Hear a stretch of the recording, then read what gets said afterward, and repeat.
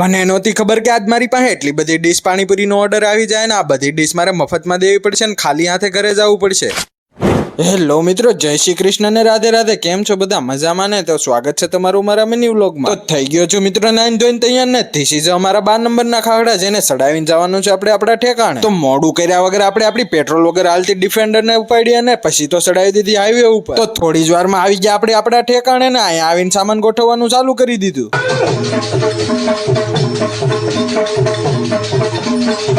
સામાન ગોઠવાઈ ગયો એટલે વારા ફરતી બે લારીને ખોલીને કરી નાખી કમ્પ્લેટ અને તરત જ આપણી આગળ આવી ગયા બે ભેળ અને બે દાબેલીના કસ્ટમર અને પછી બનાવી નાખી એક રગડા સમોસા ને એક રગડા ભેળ. પછી તો આ ભાઈને આપી દીધી બે ડીશ પાણીપુરી ને બે ડીશ રગડા ભેળ. થોડી ઘડી ગરાકી કરીને હું નીકળી ગયો આપણી બીજી દુકાન ખોલવા માટે. અહીંયા આવીને શટર ઊંચું કરીને છોટી ગયો બધો સામાન ગોઠવવામાં.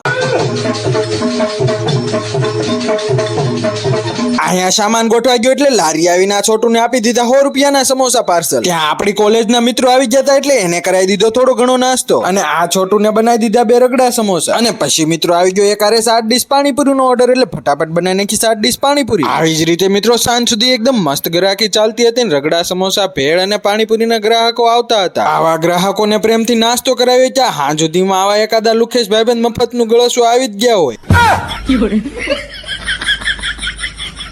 આવી જ ગ્રાહકી હાલતી હતી ત્યાં મિત્રો પાછો એક 10 પ્લેટ પાણીપુરીનો મોટો ઓર્ડર આવી ગયો એટલે ફટાફટ આપણે 10 પ્લેટ પાણીપુરી બનાવી નાખીને આપણને જોરદાર ભૂખ લાગી ગઈ હતી એટલે આપણે દાબેલી ને બટાટા મિક્સ કરીને એક પ્લેટ બનાવી નાખી. તો હાલો હવે નાસ્તો કરી લઈએ. અને હવે મિત્રો હાલના 8 વાગી ગયા છે ને આપણી આગળ બધો માલય પૂરો થઈ ગયો છે. તો હાલો હવે ફટાફટ વધાવીને ઘરે જવા દઈએ. તો આજનો વ્લોગ મિત્રો અહીંયા સુધી સારો લાગ્યો હોય તો ફોલો કરી લેજો.